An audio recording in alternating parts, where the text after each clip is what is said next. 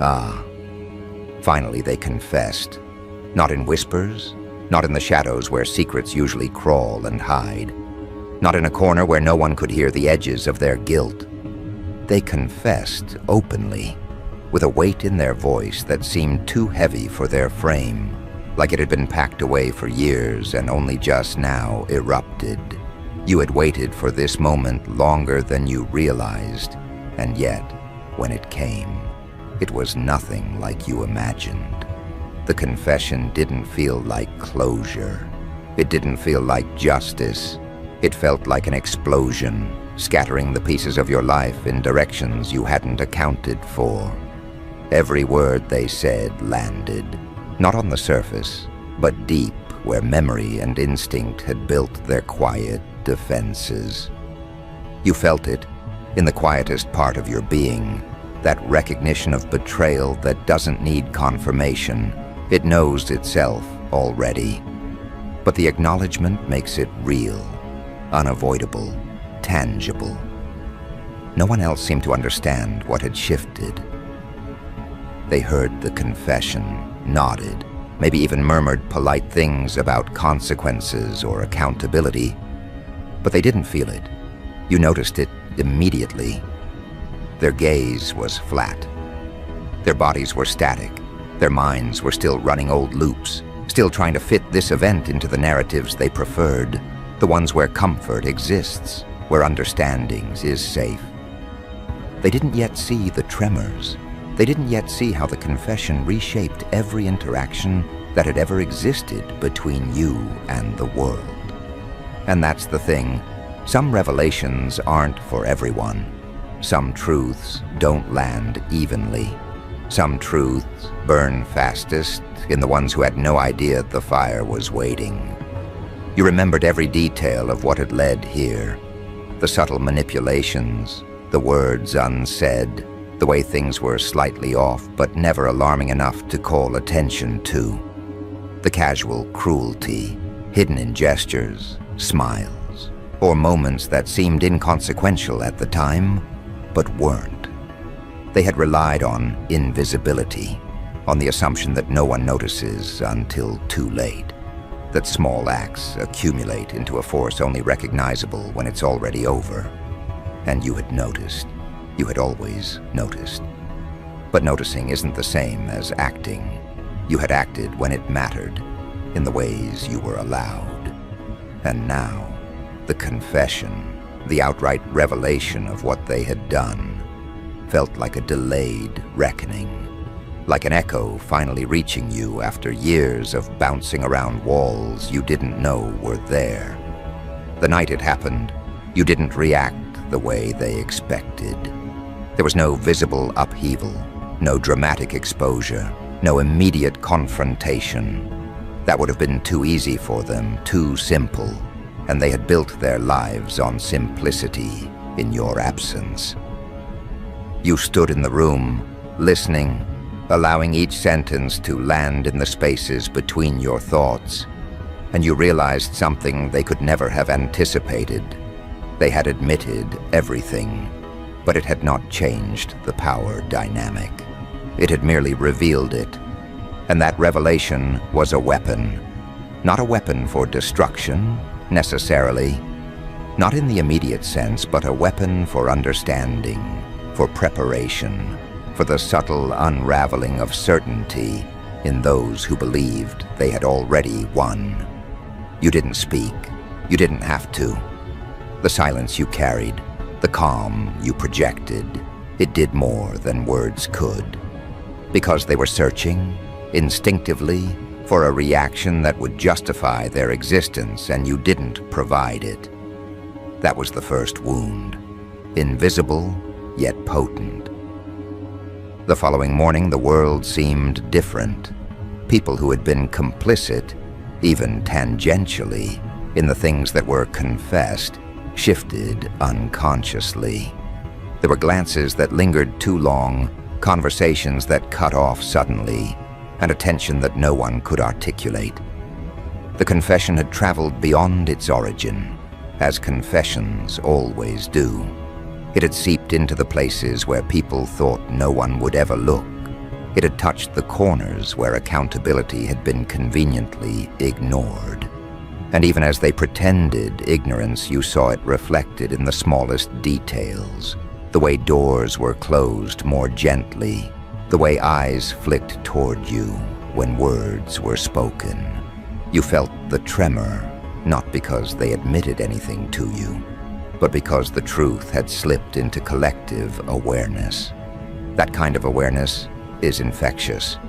That kind of awareness unsettles even those who were convinced of their moral and social balance. And that was when you understood the second part. The confession was never meant for reconciliation. It was meant for disruption. You recalled the moment of confession over and over, not because you wanted to relive it, but because it was a map. Each syllable they had uttered was a direction, a coordinate in the landscape they had shaped. And you traced the lines back, connecting the dots between the past incidents, the patterns, the almost invisible threads of influence and manipulation.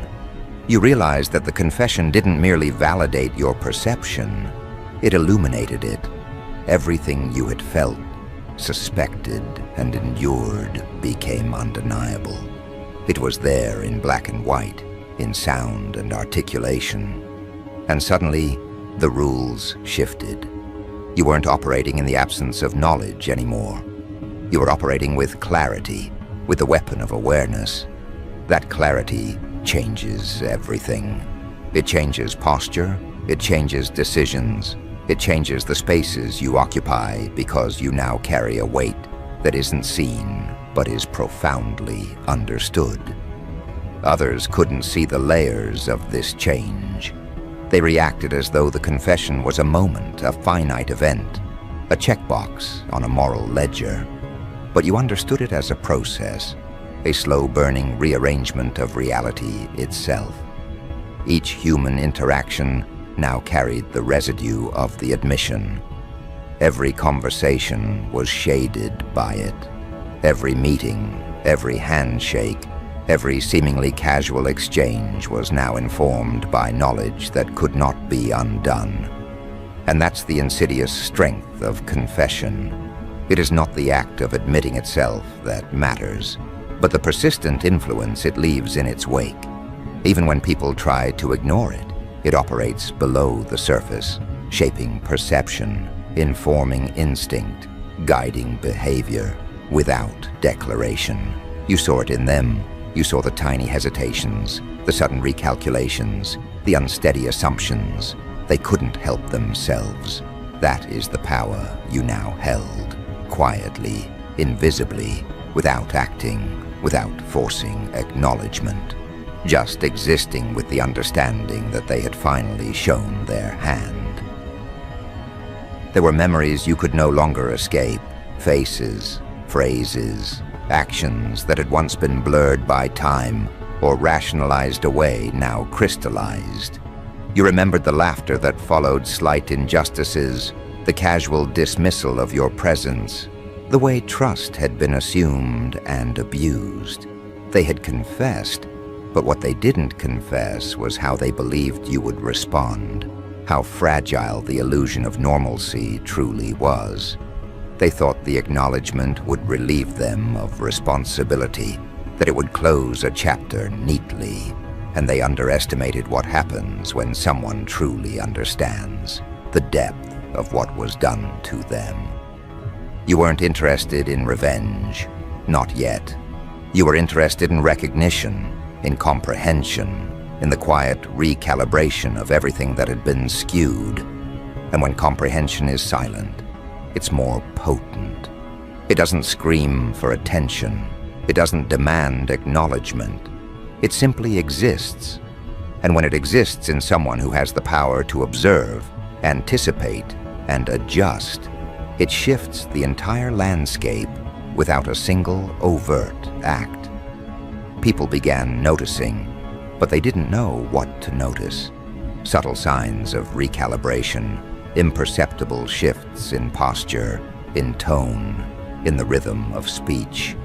You moved differently now, not because you had changed your habits, but because the mental architecture of expectation had shifted. They could not predict your reactions because you were no longer constrained by incomplete knowledge. You were operating on a plane informed by what they had revealed and by what you had already internalized. That is a dangerous position to occupy because others cannot account for it, cannot strategize against it, cannot correct what they cannot define. And they felt it. They sensed it in conversations that didn't occur, in decisions that were delayed, in interactions that felt heavier than they should have been. You were not acting, you were existing. And in existence, clarity can be more devastating than confrontation. You remembered the first person who dared to approach you after the confession, their words coated in tentative politeness, trying to feel out where you stood. You noticed the cracks immediately, the uncertainty beneath the practiced civility, the way they measured every phrase. You didn't answer with accusation or anger. You merely spoke truth sparingly, each word precise, each phrase weighted. The impact was immediate. They stumbled, not because of aggression, not because of threat, but because the environment had changed, and they had not realized it. Every confession has consequences, but some consequences are invisible, slow, creeping. They creep along the edges of thought, infiltrating assumptions, undermining certainty. And those consequences were now at work. They couldn't sleep, they couldn't anticipate, they couldn't manipulate, because the map had been revealed and the terrain had shifted irrevocably. And yet, despite all of this, you understood the complexity of what had occurred. Confession is a mirror. It reflects not only the confessor, but also the one who listens, the one who absorbs, the one who observes. And in this reflection, you saw yourself in ways you had not allowed before. You saw your patience, your endurance, your capacity to hold knowledge without needing immediate reaction. You saw the power of understanding, not as a weapon in the conventional sense, but as a calibration of perception. You saw the quiet restructuring of reality that occurs when someone finally tells the truth about what they did. It is unsettling, yes, but also illuminating.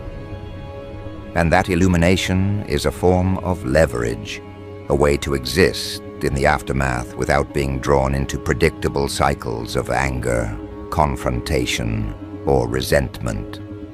It is the space between acknowledgement and reaction where the most profound control resides. You remembered, too, how quickly the confession began to ripple outward, how the knowledge carried by one person spread invisibly, touching those who had previously been untouched.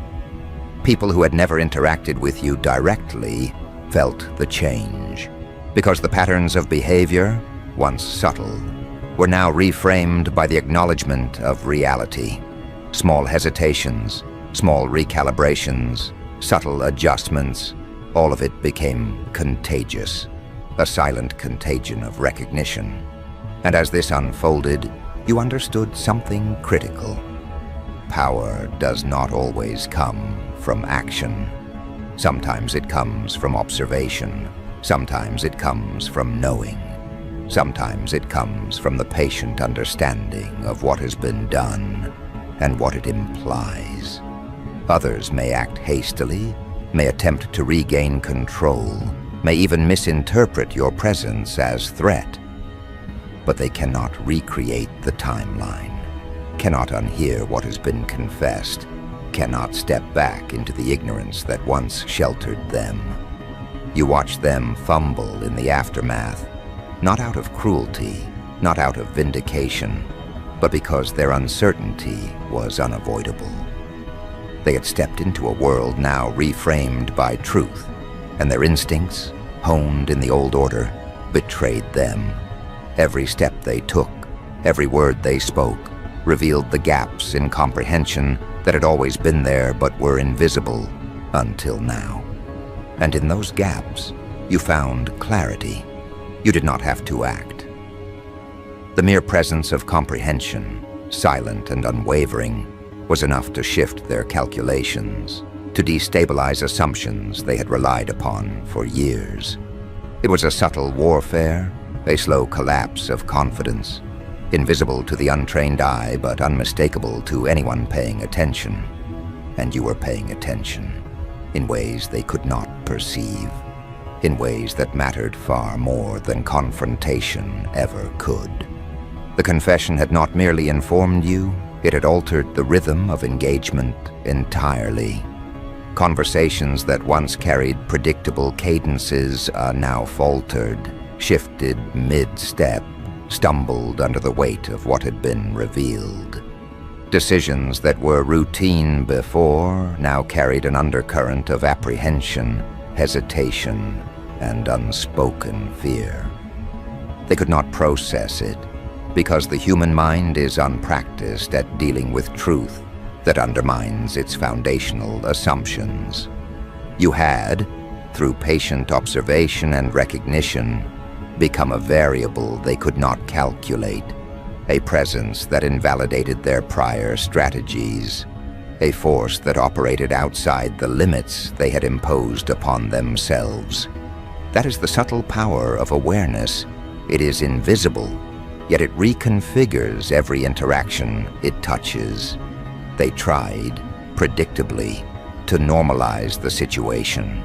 Some of them even attempted to rationalize the confession, to reduce it to a manageable story they could tell themselves, to restore comfort. "It's over now," they whispered to each other. "It doesn't matter anymore." They believed that repetition, assurance, and denial could erase the impact of words spoken aloud, the weight of truth admitted, the fracture lines that now ran beneath the surface of every interaction. But repetition and denial are only effective when perception is incomplete. You held complete perception. You had traced every action, every intention, every hidden motive, every shadow that had been cast in their absence, and you understood that the confession was not a closure. It was a magnifying lens. And magnification exposes. Magnification illuminates. Magnification is inescapable. In the days that followed, the world itself seemed to recalibrate around this new awareness. People who had been tangentially involved now acted differently, subtly different, almost imperceptibly. Yet the change was present and contagious. Meetings started later than expected.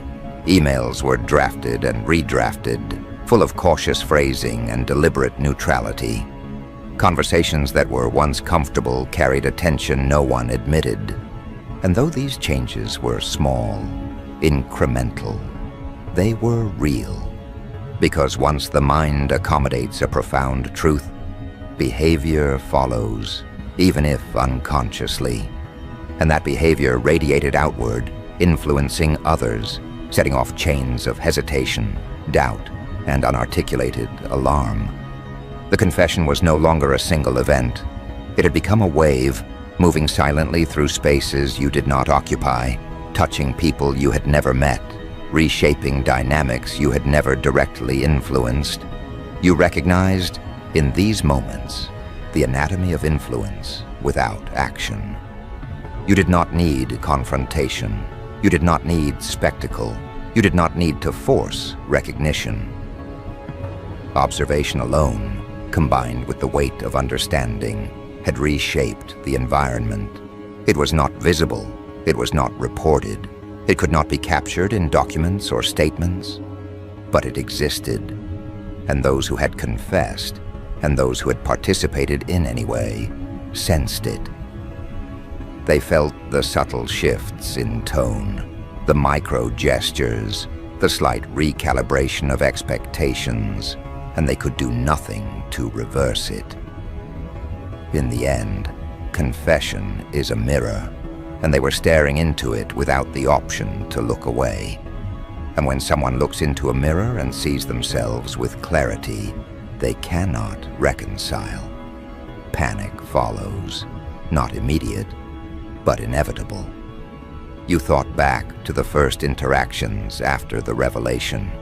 The ones who had once held subtle control over circumstances now flinched when you entered a room.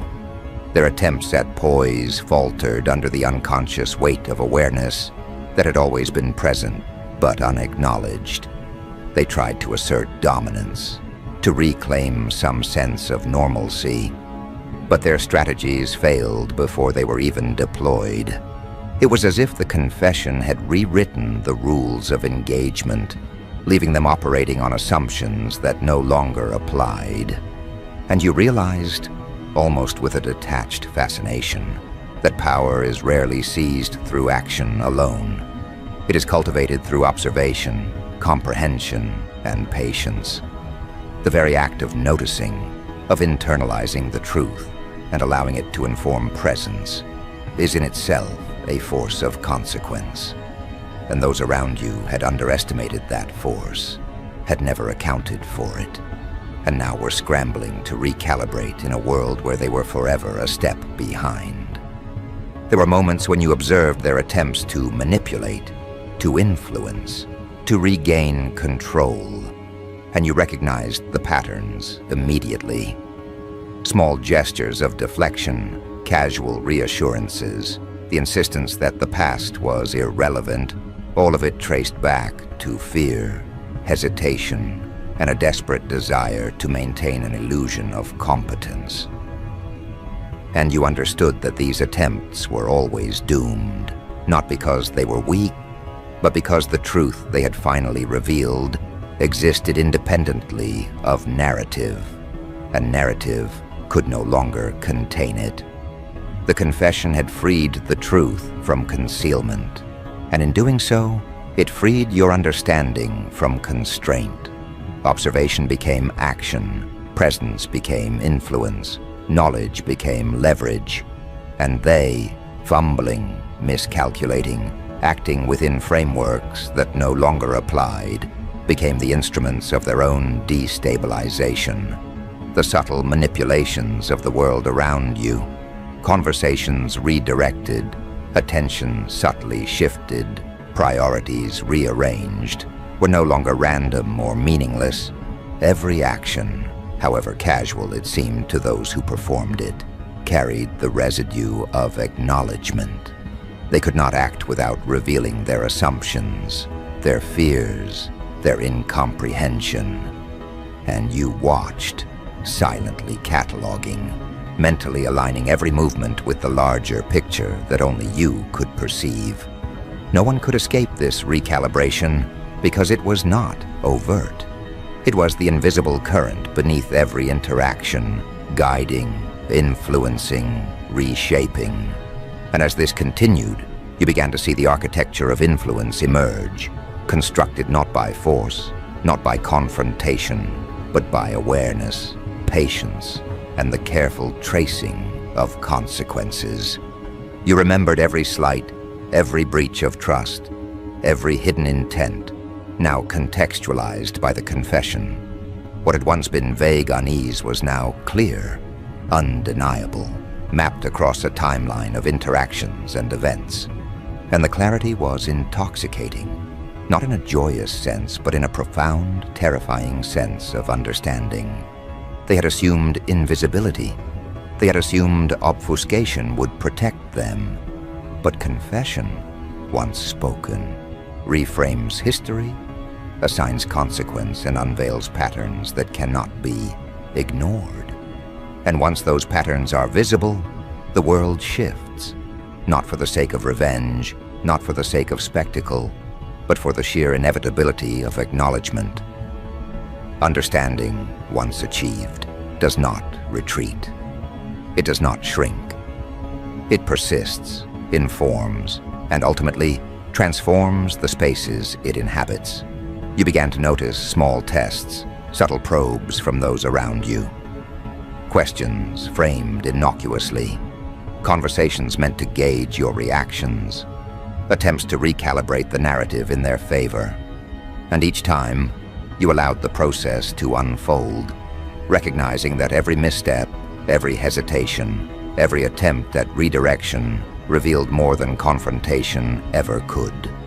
They were not aware of the exposure, not fully, but the truth operates independently of awareness, and you had become its vessel, its observer, its silent interpreter. You did not manipulate, you did not coerce. You simply absorbed, catalogued, and allowed the consequences to manifest naturally. And that is the beauty and terror of comprehensive comprehension. It acts without action, shifts without force, and reshapes without declaration. The confession had also redefined your relationship with time. Events that once carried weight only in the moment now reverberated endlessly, layered with significance and consequence. Past interactions that had been dismissed or rationalized suddenly held new meaning. Every word, every gesture, every micro-action acquired gravity, not because it had changed, but because you had changed in response. Awareness carries its own force. It reorders priorities, informs decisions, and calibrates presence. And in this recalibration, you operated on a plane that others could not access. You were always several steps ahead, not because of prescience, but because truth had been revealed and fully integrated. That is the rarest form of power. It does not seek attention. It does not demand acknowledgement. It simply exists, and the world bends quietly around it. And as days became weeks, the confession's ripple extended further than anticipated. Individuals who had once been peripheral were now implicated in subtle ways. Their behaviors shifted, their strategies faltered. They could no longer rely on assumptions or superficial understandings. The confession had rewritten the landscape, leaving them scrambling to adapt. Some became cautious, overcompensating in ways that revealed more than they intended. Others withdrew, uncertain how to engage in spaces they once navigated with ease. And all the while, you observed, catalogued, and positioned yourself with quiet precision. Presence had become leverage. Knowledge had become influence. Understanding had become a force more potent than any immediate action. No one could articulate it, not fully. They sensed the change, but could not define it. It manifested in hesitations, in micro-adjustments, in the subtle recalibration of interactions. And that is the true power of confession. Not the act of revealing itself, but the permanent shift it causes in the fabric of perception, the invisible restructuring of reality that follows acknowledgement. They could not escape it. They could not erase it. And the realization of that truth, when it fully settled into the subconscious of those around you, would leave them uneasy, perpetually recalculating, unable to regain the confidence they had once relied upon. You understood this now, not in theory, but in lived experience, and the certainty was intoxicating in its quiet, precise, unrelenting way. They would act. They would attempt to regain control. They would attempt to restore comfort. But every movement they made was now filtered through the lens of understanding, whether they admitted it or not. Every decision carried the residue of the confession. Every interaction was shadowed by what had been revealed. And you knew, as you always had, that reaction could not undo comprehension. Knowledge is indelible. Awareness is permanent. And once the fabric of reality has shifted under the weight of truth, it cannot be reset. You observed, calculating, absorbing, and recognizing the subtle tremors of adjustment as they propagated outward, touching those who had been removed tangentially or peripherally from the original confession. Influence, in its purest form, is rarely recognized in the moment. It manifests gradually, imperceptibly, until its effects are undeniable, and you were its vessel. Days turned into weeks, and the implications of their admission spread like an unseen current. Each interaction became a test, not of what was said, but of what remained unspoken. You noticed patterns emerging almost immediately: overcompensation, withdrawal, awkward recalibration, subtle avoidance. People who had never acknowledged the depth of their participation now acted as if they bore the weight personally, unaware that the burden was in the perception, not in their intention. The confession had acted as a lens, revealing fragility in places previously considered stable. And stability, once revealed as an illusion, cannot be restored by simple reassurance. You observed quietly, noting every micro-movement, every unintended signal, cataloging behaviors that betrayed the truth that now lived everywhere. You realized that your own presence had changed. You moved through spaces differently, not because your intentions had shifted, but because the environment itself had shifted under the weight of acknowledgement. Every conversation, every gesture, every subtle alignment in posture carried a new significance. They did not understand why your interactions now carried more weight, more consequence, more inevitability. They could not, because they had been operating under old frameworks, assumptions that no longer applied. And in the spaces where they attempted to regain control, to assert understanding, to redirect perception, you saw hesitation ripple like faint tremors across water. That hesitation, that unconscious recalibration, was your proof. The confession had been absorbed, the awareness had settled, and the world was now dancing to a rhythm set by understanding, not by action. And still they persisted, not with force, not with aggression, but with the predictable need to normalize, to restore illusion. You recognized it for what it was immediately: small acts of deflection, micro-explanations, attempts to sanitize the timeline, to reclaim confidence through repetition and reassurance. But repetition does not erase recognition, and reassurance cannot remove the awareness that has settled deep, persistent, and unyielding. They did not yet realize that influence does not require visibility. It does not require assertion. It manifests through subtle recalibration, through presence, through the acknowledgement that the world has shifted and that you have absorbed the full map of cause and consequence. They were trapped, not by force, not by confrontation, but by knowledge, and knowledge, once integrated, cannot be undone. You reflected on the confession itself, on the weight of those spoken words, and the silence they left behind. Confession, in its purest form, is not about absolution. It is a revelation, a tool, a pivot point. And when the confession is absorbed by someone capable of perceiving its full breadth, it ceases to be a single event. It becomes a network of consequences, a lattice of influence that spans far beyond the initial moment. You had traced every implication, mapped every interaction, understood every subtle manipulation that preceded it, and positioned yourself within that new understanding with precision, presence, awareness, comprehension.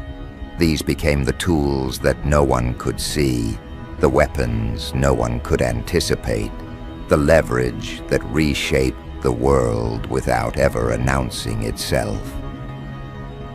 They began to act differently toward you, though they were never aware of why. Small recalibrations in tone, tiny pauses, careful avoidance, subtle deferments, all indicators of recalculated strategy, all indicators of internal adjustment. And you noted each one, cataloged each shift, understood each hesitation as evidence that their mental maps were failing. They did not confront you, could not confront you, because confrontation required assumptions that no longer applied. And that, you realized, was the true potency of their confession. It had exposed the fragility of frameworks that had been relied upon for years. Frameworks that assumed ignorance, frameworks that assumed compliance, frameworks that assumed a world where recognition of their actions could be contained, managed, or neutralized. They had miscalculated entirely, and you were the result of that miscalculation. The confession also changed the rhythm of your own thinking. You were no longer processing information in isolation. Every new encounter, every subtle signal, every faint hesitation became a node of data. Every micro-behavior revealed patterns. Every indirect statement hinted at priorities. Every recalibration carried the residue of acknowledgement. You did not speak, you did not act overtly, but your presence alone now operated as a force that guided behavior.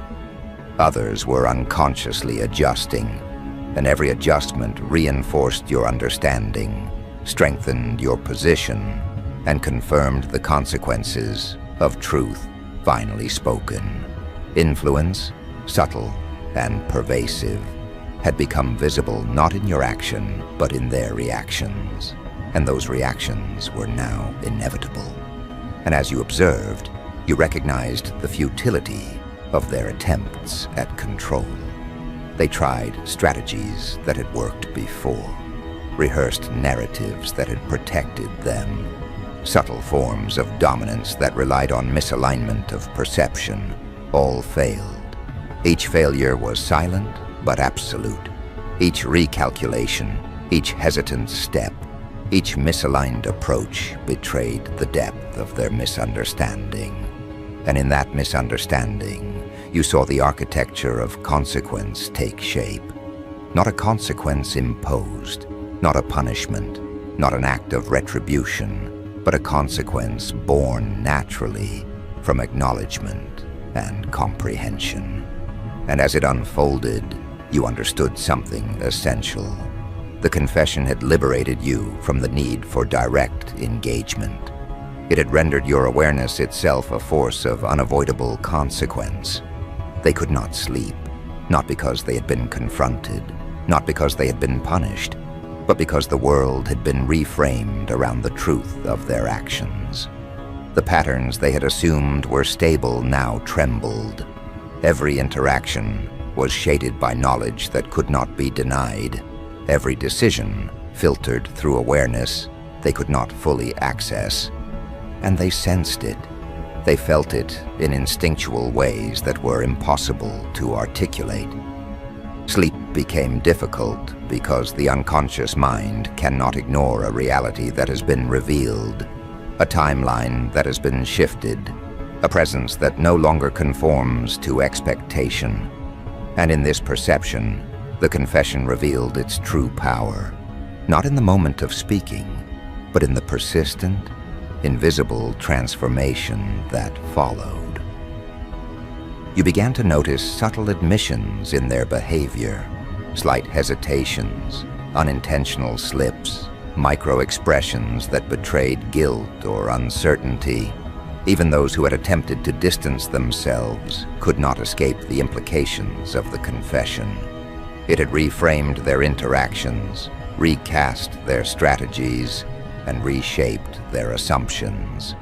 And with every observation, every subtle confirmation of this recalibration, you strengthened your understanding, sharpened your perception, and increased your leverage without a single overt act. Influence in its most profound form is silent, and it is permanent. They had revealed the map, and you were now navigating it with precision. And in the quiet of observation, you recognized another pattern. They were watching each other as closely as they were watching you. Subtle glances, whispered clarifications, the endless parsing of behavior. the frantic mental alignment of assumption with reality. Their paranoia became self-perpetuating, each micro-recalibration reinforcing their fear, their uncertainty, their inability to regain control. And you, the observer, the interpreter, the vessel of comprehension, existed at the center of a network they could not control, could not manipulate, could not contain.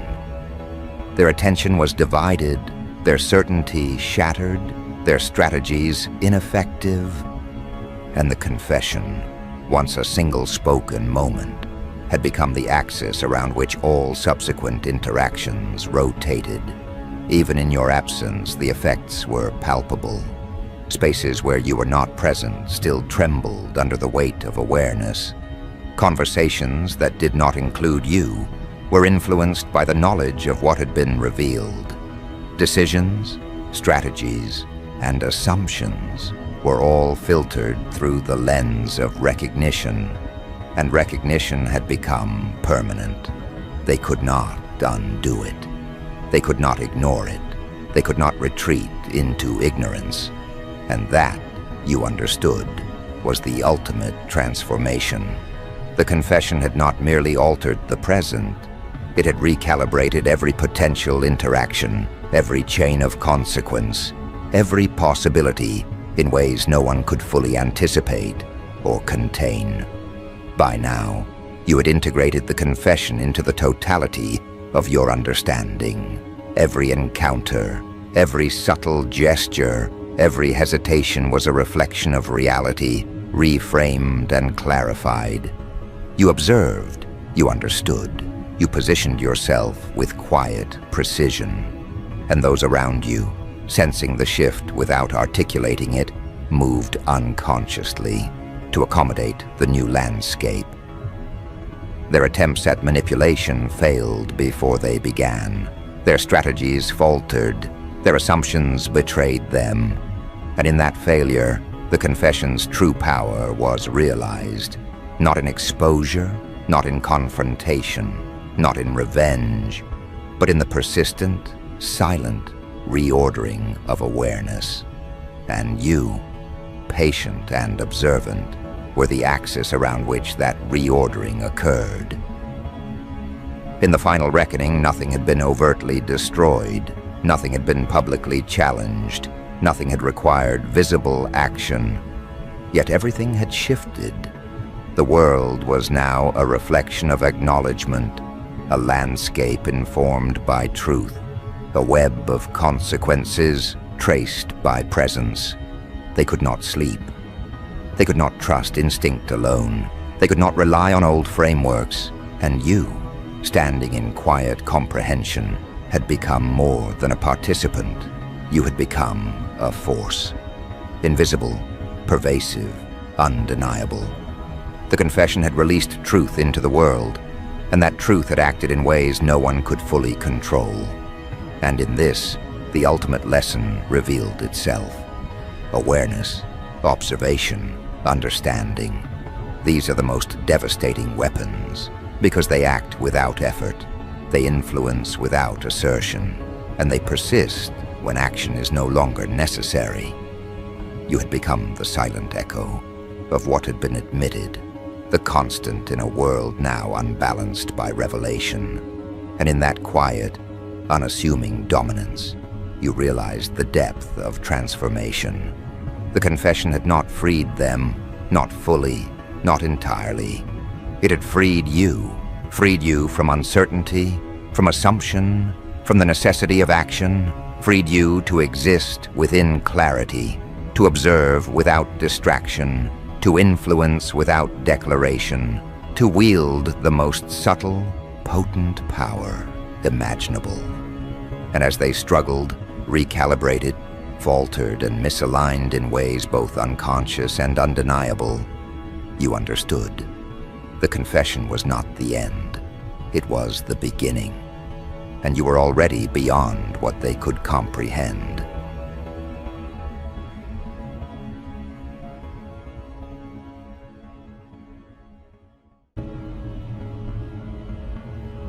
You see, in their little world, They think they're clever. They think they're in control. They think they've outsmarted the system. The truth is, they're all just a joke, waiting to be exposed. Oh, how they laugh. How they prance around in their perfectly stitched masks, fooling everyone into thinking they've got it all figured out. They smile, they charm, they manipulate with the grace of a snake, coiling its way into your trust. Look at them, so smug, so sure. They think the world is blind, they think the universe is just a puppet, and they are the puppet master. Their deception, oh, it's a masterpiece, isn't it? They've made themselves untouchable, wrapped in lies so smooth, so shiny, that even the most suspicious couldn't tear them apart. It's like a game, a little dance. They play the part so well. But here's the funny thing about deception. It's fragile, it's delicate, like a house of cards stacked so high it's bound to collapse at the slightest breath. You think you can hide behind it forever? You think the world's too stupid to see through your little act. Oh, darling, the joke's on you. See, what they never expect, what they never see coming, is the slow, creeping shadow of fate. You think you've pulled the wool over everyone's eyes? Fate doesn't need you to play nice. No, it just sits there in the corner, watching, waiting. Tick-tock, tick-tock. Sooner or later the mask falls. Sooner or later the truth rises from the ashes. You can't hide from it. No one can. They thought they were clever, but fate, karma, God, they've been watching, waiting. And when the moment hits, when the mask slips, oh, that's when it gets fun. When they realize it was never in their hands to begin with. Ah, the beauty of betrayal. It's almost an art, don't you think? So precise, so delicate. But don't worry, darling. It always comes with a price. They always think they've got it figured out, don't they? The players, the manipulators, the backstabbers, always moving in the shadows, twisting reality to fit their whims. So clever. They speak your language, echo your thoughts, hold your trust in their hands like a fragile doll, an easy target. You know, it's funny when they do it right. They're so smooth, so incredibly smooth, you wouldn't even suspect a thing. It starts small. Just a harmless word here, a half-truth there. But soon, the whispers grow louder, the subtle manipulations, the sly little moves, the whispers of doubt. They toy with your mind, tug at your emotions, make you question your own sanity. Did they really mean that? Wait, am I overreacting? They slip the knife in when you're not looking. And oh, how they smile. They've got it all figured out, right? They're the puppeteers, pulling every string with precision. They know you're watching. They know you're trusting. They know exactly how to play you. You see, the beauty of their game is that it's so subtle. You won't even notice until it's too late. They act like your friend, your confidant. They laugh with you, cry with you, share their deepest fears. And you, oh, you're too naive to see what's really happening. You trust them because they play the role so well. They know exactly what to say, exactly when to say it. A sweet little compliment, a comforting gesture. And then bam, that's when the knife is buried deep. Now they think they're clever. Oh, they think they've got you right where they want you. But here's where the joke gets fun, because they never see it coming. Never. They always think they can play the game and get away with it. But let me tell you something. The game is rigged. They sit there, sharpening their knives, waiting for the perfect moment to strike. They think they're playing you, using you, controlling you like a puppet on a string. They think their lies are foolproof, their manipulations seamless.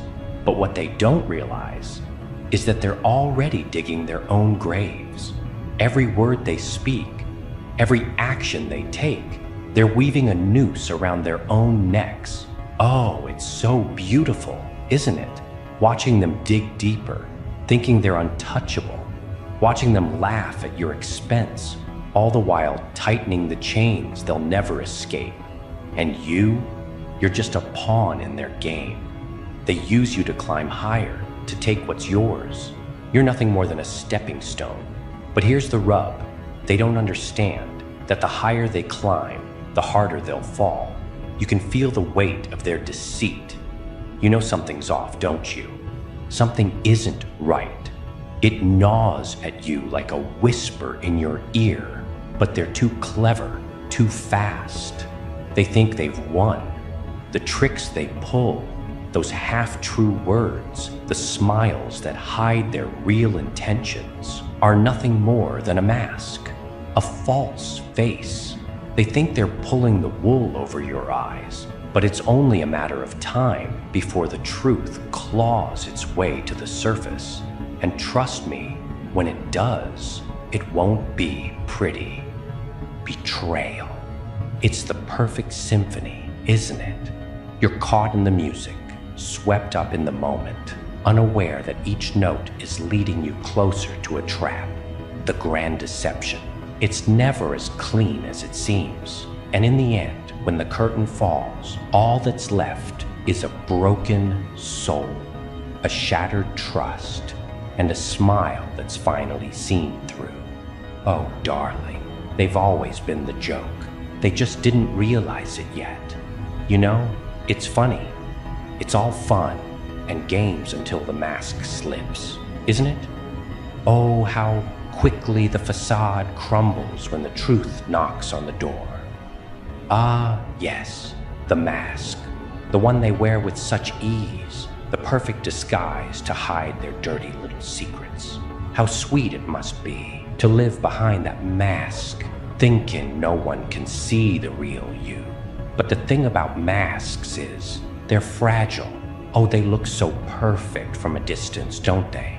Every stitch in place, every line flawless. But here's the catch. The truth? It's persistent. It has a way of breaking through, like a relentless wave, crashing against the shore. No matter how many times you try to hold it back, you think you're untouchable, that no one will ever see the cracks in your perfect little world. But they will. There's a moment when it all starts to fall apart. It's not a loud crash. No, it's subtle, like a small crack in a glass, and then slowly it spreads, covering every inch of your carefully constructed reality. The cracks begin to show, and that beautiful mask, the one you spent so long crafting, starts to slip.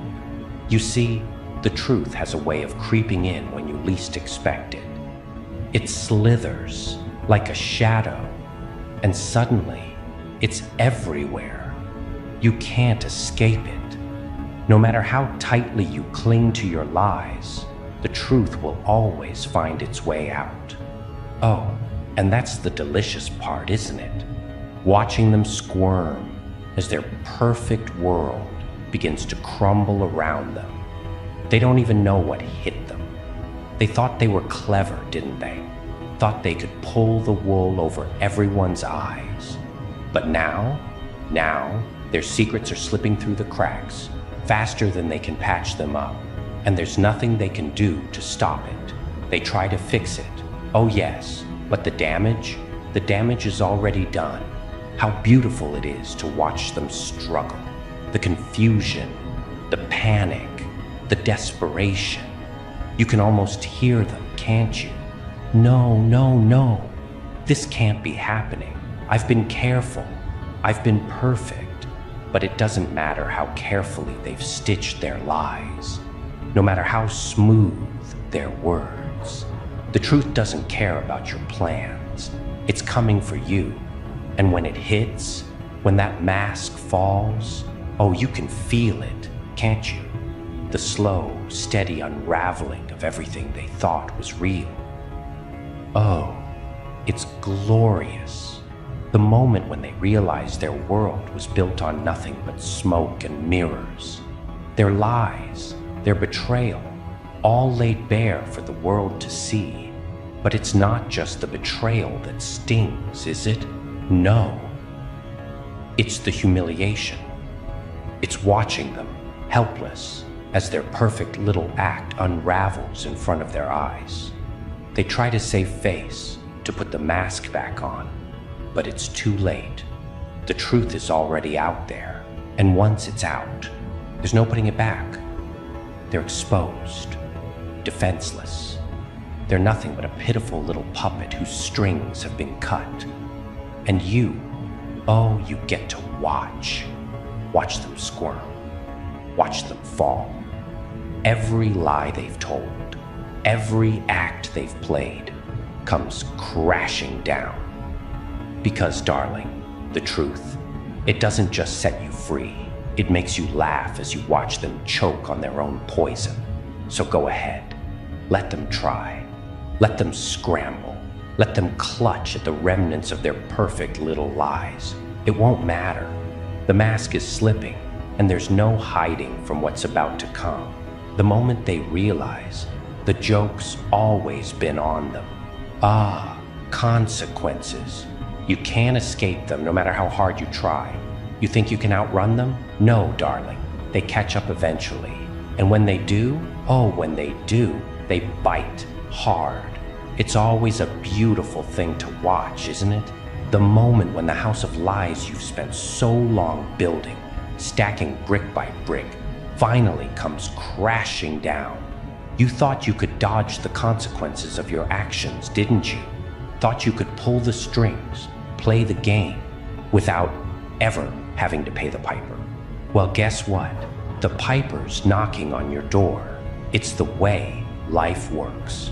The universe doesn't forget. Oh, you can lie, you can cheat, you can manipulate, but there's always a price. The great thing about karma is, it's patient. It sits back, observes, and waits for the perfect moment to strike. And when it does, oh, it doesn't miss. It's ruthless, cold, unforgiving. And no matter how hard you try to dodge it, how smooth your lies, or how clever your deceptions, it always catches up. They think they're safe. They think they've outsmarted the world, that they've played the game so well that no one will ever see through their veil of lies. They're above it all, above everyone else, untouchable. But here's the thing, everyone falls. They're so sure of themselves, aren't they? So cocky, so convinced that they can pull off their little tricks forever. But life has a funny way of turning the tables. You see, every action has a reaction. Every little lie they tell, every person they manipulate, every heart they break, it all comes back. And when it does, it's not pretty. They're not ready for it. No one is. You can feel the shift in the air, the calm before the storm, the way the world pauses just for a second before everything falls apart. You see, the beauty of karma is that it doesn't care at all about your intentions. You can't bribe it. You can't beg it. It's like the tide, inevitable and powerful. It just comes in and it sweeps you away. Oh, the irony is delicious, isn't it? You watch as they begin to unravel. They try to patch things up, put on another mask, act like nothing happened. They beg for forgiveness. They throw out excuses, but it's too late. The consequences have already set their course, and no amount of pleading is going to change that. See, that's the thing about being a manipulator. You can play the game, you can control the strings, until the moment the strings snap, and you fall flat on your face. They thought they were smarter than everyone. They thought they could outwit fate, outsmart the universe, but they were too blind to see that the very thing they'd been hiding from was always waiting in the wings, ready to expose them for the frauds they are. And the downfall? Oh, it's not just about losing everything. No, it's worse than that. It's the shame, the humiliation, the utter defeat. Imagine the look on their face when they realize they're trapped in a cage of their own making, with no way out. They can't turn back. They can't undo the damage. Everything they've built, every lie they've told, is crashing down around them. But here's the kicker. The truly satisfying part, they built it all themselves. Their own hands crafted the chains that are now strangling them. Every move they made, every decision they thought would bring them closer to the top, has now brought them to the edge of their own destruction. And they can't blame anyone but themselves. The sweet, bitter irony of it all is that they were their own worst enemy. When karma comes knocking, it doesn't discriminate. It doesn't care if you're rich, poor, powerful, or weak. It doesn't care if you're clever or deceitful. It just comes for you. And no matter how hard you try to outrun it, to cover your tracks, to play the game eventually, the bills come due. And when they do, when the walls close in, when the truth is laid bare, and everything they've worked so hard to conceal comes tumbling down, there's no escape. The beautiful house of lies they've spent so long building, it's a house of cards, darling. One gust of wind, and it's gone.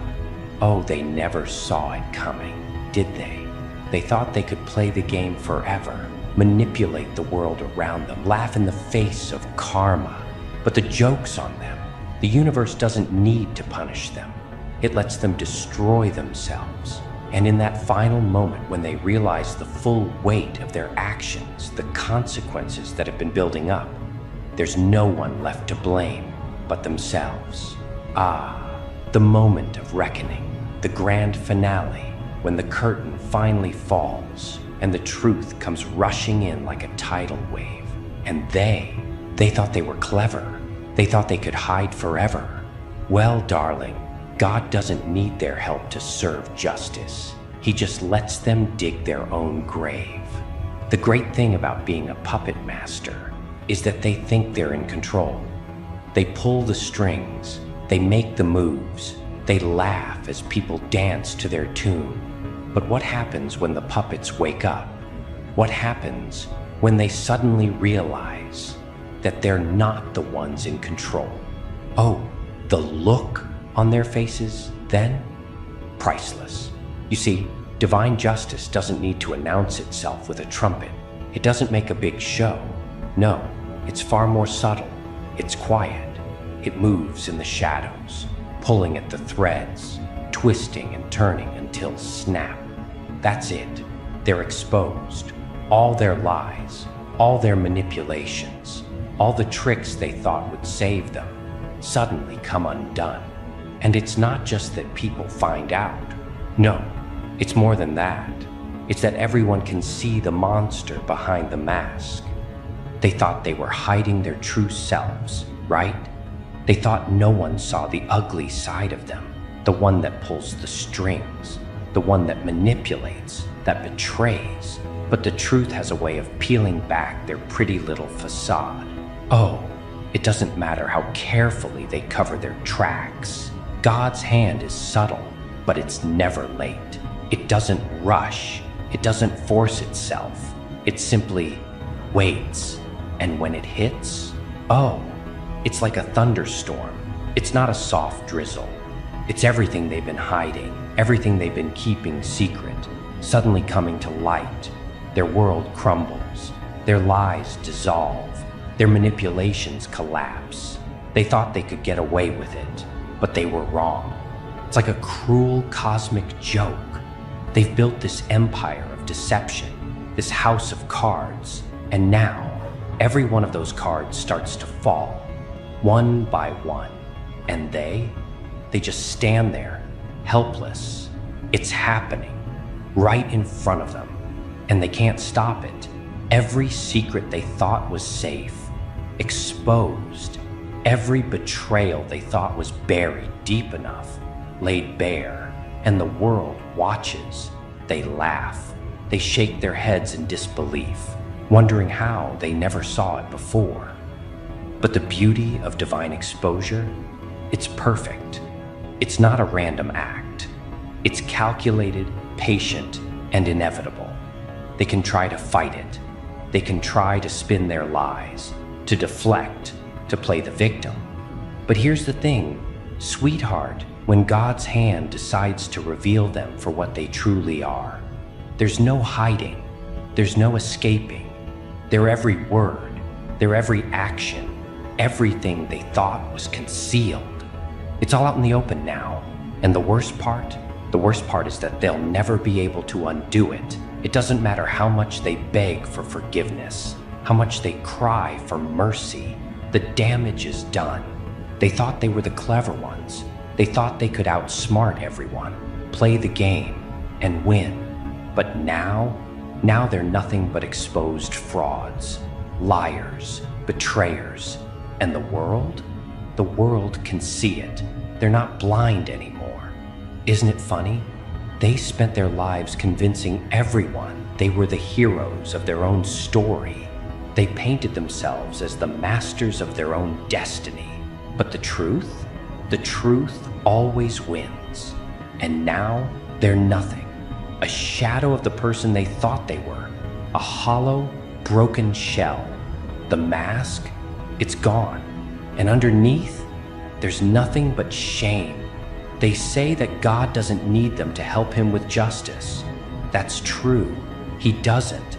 He's patient. He doesn't rush, doesn't force his hand. He simply lets them reveal who they really are through their own actions. And when the truth comes out, it's devastating. They thought they were in control? They thought they were the ones pulling the strings?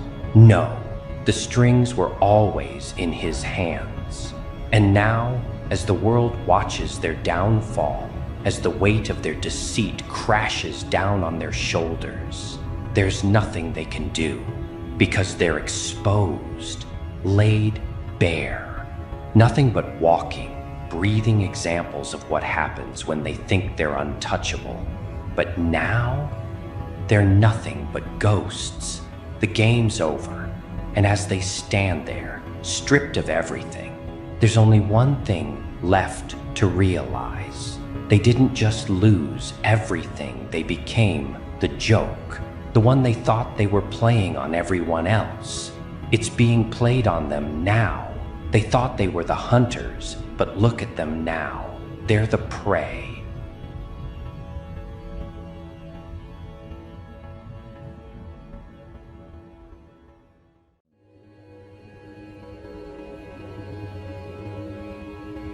Welcome, welcome, welcome, my dear. You know, there's something interesting about you. Something that doesn't sit where it's supposed to sit. I've been watching the way you carry certain truths without ever acknowledging them. The way you pretend you don't notice when things line up a little too neatly around you. People think you're just moving through the ordinary. But I've seen that look in your eyes, that little flicker, that moment when you realize someone else has been paying attention long before you ever did. And that's why you're here now. Because something surfaced, something slipped through the cracks, something you weren't meant to hear. Someone leaked internal comms, and suddenly, everything you suspected in the back of your mind isn't something you can ignore anymore. It's right there, sharp, undeniable. They've been watching you since birth, monitoring patterns before you even had a pattern to offer. They knew your name before your parents chose it. Imagine that.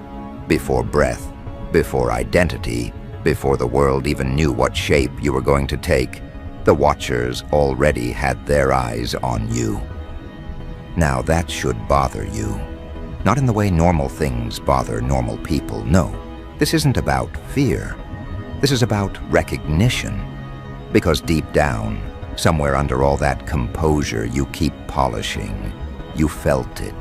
You felt the observation long before you had proof. That strange pressure in the back of your mind, that sensation of being evaluated even when you were alone. Most people chalk it up to imagination. you didn't. You kept it tucked under your ribs, like some quiet suspicion that refused to dissolve, no matter how many times you told yourself to get over it. And now, look at you, standing in front of something you weren't supposed to see, something that wasn't meant for your eyes, and you're realizing the truth that's been circling your life like a shadow with a pulse. Someone monitored your arrival, someone tracked your development, someone studied your decisions before you understood what decisions meant. And now you want to know why. Let's talk about that. Why you? Why would anyone waste resources, time, and attention on someone who wasn't even fully formed yet? It's not about threat. It's not about danger.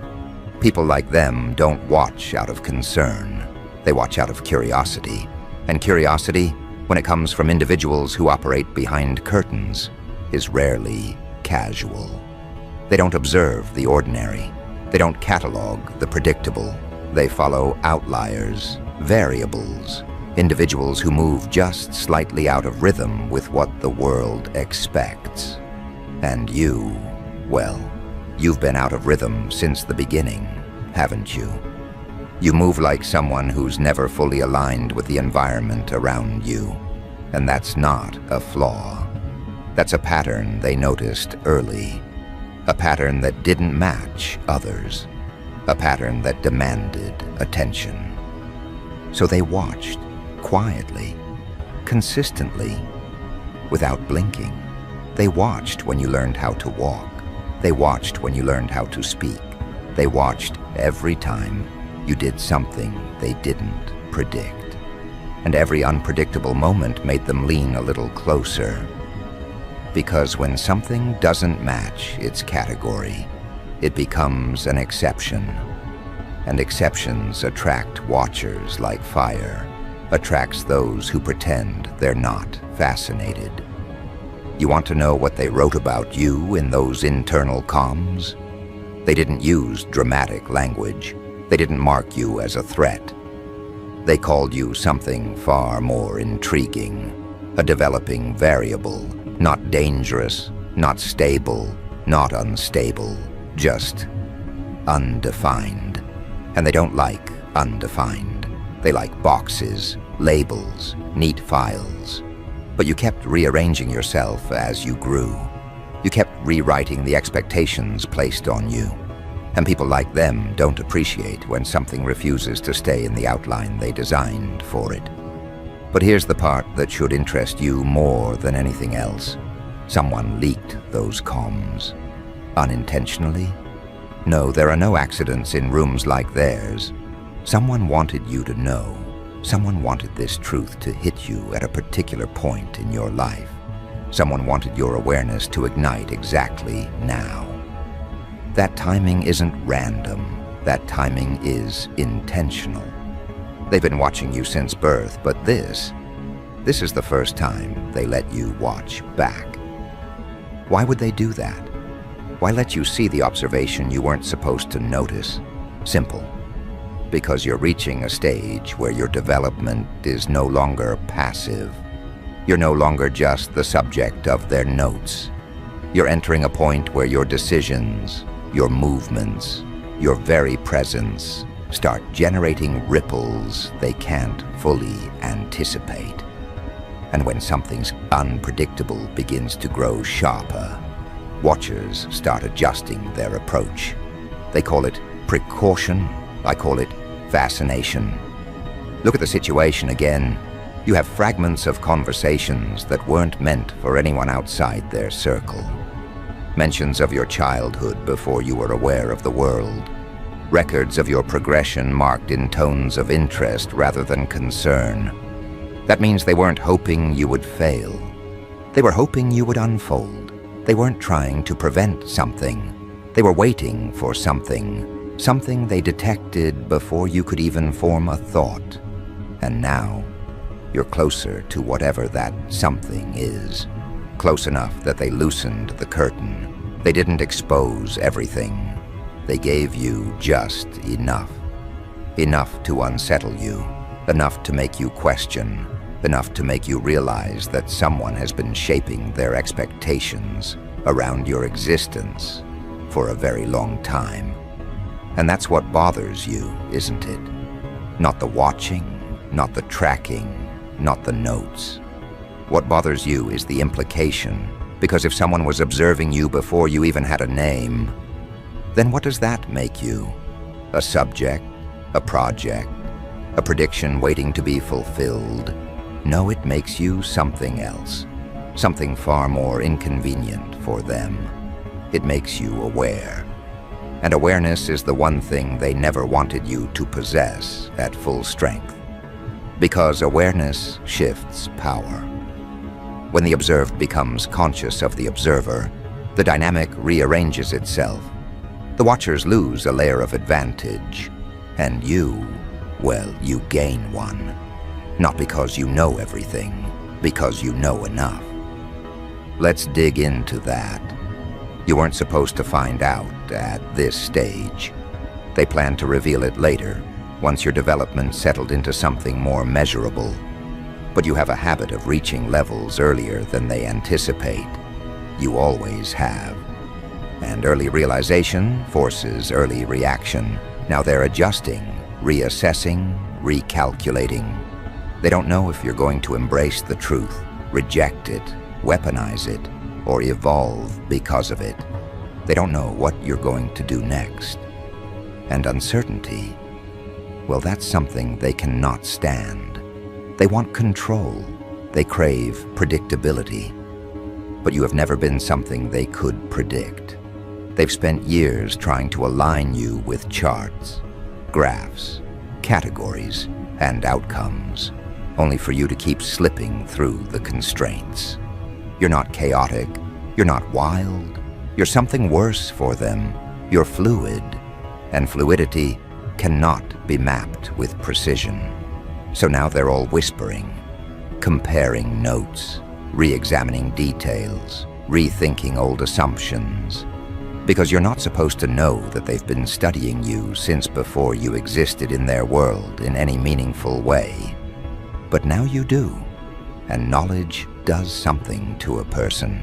It changes the way you move. It sharpens the way you think. You start seeing through the cracks instead of staring at the surface. You start recognizing patterns that used to feel random. You start feeling the weight of choices that never felt heavy before. And once perception shifts, it doesn't shift back. That's the part they fear. Not your strength, not your potential, your awareness. They know once you understand the depth of their observation, you begin to see them with detail they never wanted to reveal. You're not imagining anything anymore. You're not overthinking. You're not paranoid. You're informed. And informed individuals don't just exist. They act. They question. They analyze. They grow sharper. They step into the version of themselves that was being monitored all along. And that's what's happening to you right now. It's not panic. It's clarity. It's the moment when the observer's presence becomes part of your environment instead of an invisible force behind it. You're integrating the truth. You're absorbing it. You're transforming because of it. And transformation is the one outcome they couldn't fully prepare for. Look at you now. You're not reacting emotionally. You're processing, like someone who understands that information only becomes dangerous when it starts interacting with identity. And yours is interacting right now. You're realizing you were never walking alone. You were walking with a presence just beyond your awareness. Something intentional, something focused, something unnervingly patient. And patience, when applied over years, creates a pattern too large to ignore. They didn't stop watching. They didn't lose interest. They didn't shift attention elsewhere. No, they stayed. They tracked. They waited for this. For the point where your awareness meets their observation head-on. You standing here now is the moment they've been waiting to measure. And yet, you're not breaking. You're not collapsing. You're not spiraling. You're steady, calm, almost collected, like someone who always suspected that the world was paying attention in ways it refused to admit. That's why they tracked you, not because of what you were, because of what you could become once you learned the truth. Awareness changes your trajectory, not upward, not downward, inward. And once a person is aligned inwardly, outward influence loses power. That's something they never wanted you to discover. But here you are, discovering it anyway. The truth isn't the problem. It's what the truth activates. And right now, it's activating something inside you that doesn't shrink from observation. It grows from it. You're beginning to understand the scale of attention placed on you. And that realization, whether you notice it or not, is guiding you toward the next stage. The stage where you stop being the observed and start being something far more inconvenient for them.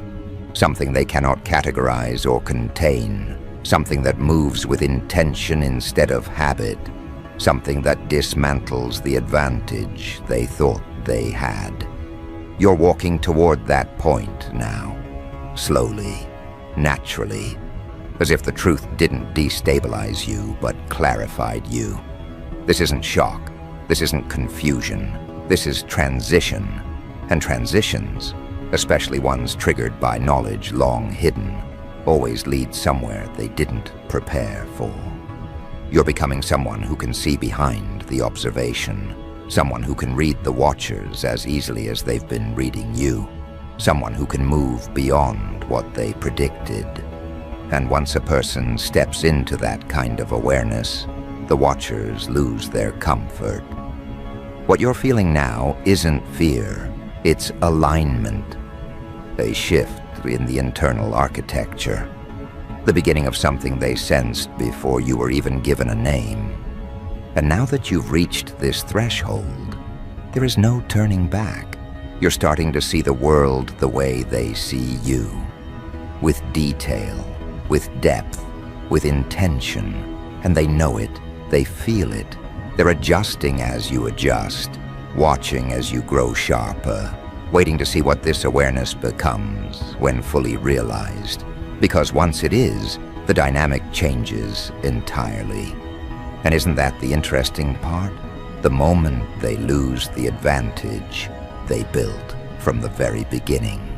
They crafted your file long before you had a voice, long before you had a concept of identity, long before you could ever understand what it meant to be evaluated by eyes that don't blink.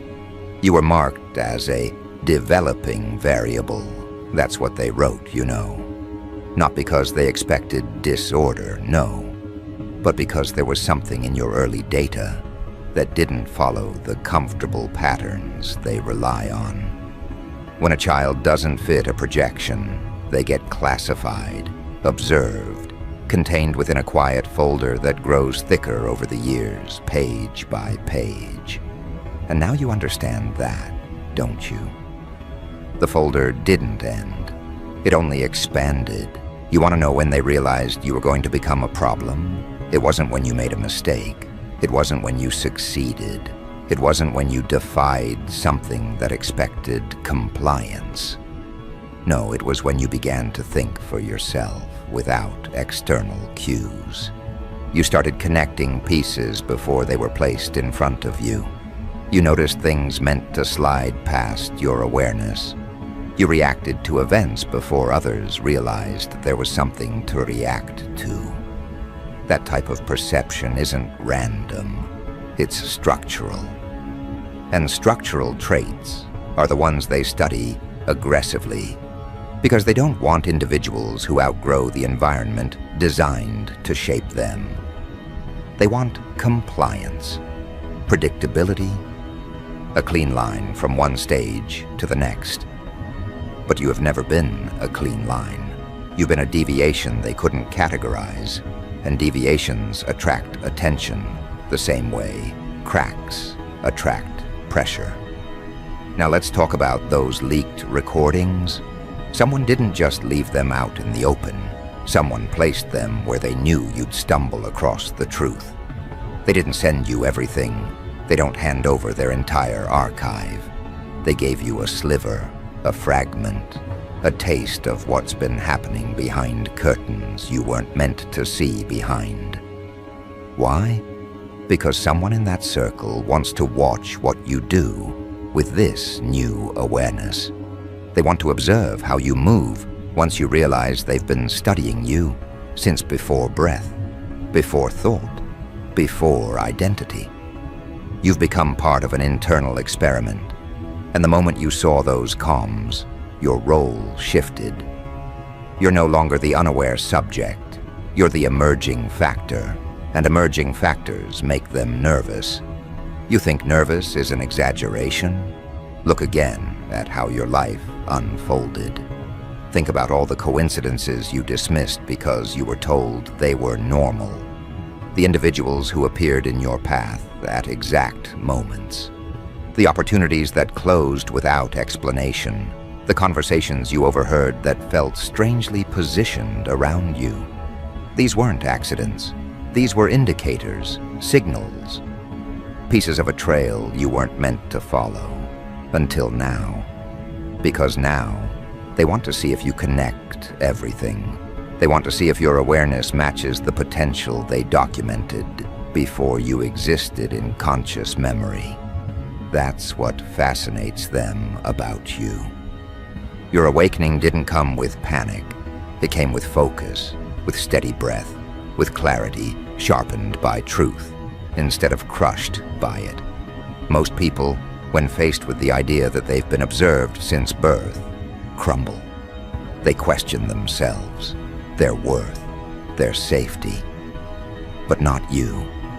You processed the truth like someone who already knew something was wrong with the narrative handed to you. You didn't break. You didn't shake. You aligned. And alignment is the one reaction they didn't prepare for. Because alignment means you're starting to position yourself, not emotionally, strategically. This is where things begin to twist in your favor.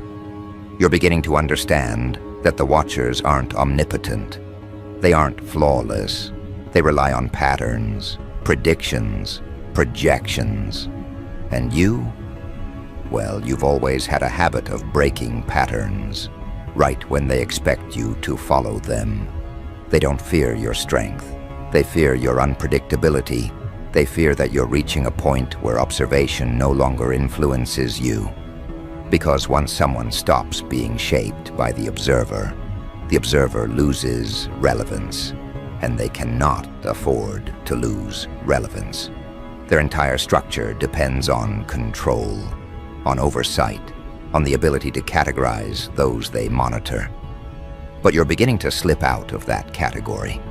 Not violently, quietly, smoothly, like someone stepping into a version of themselves that has been waiting to surface.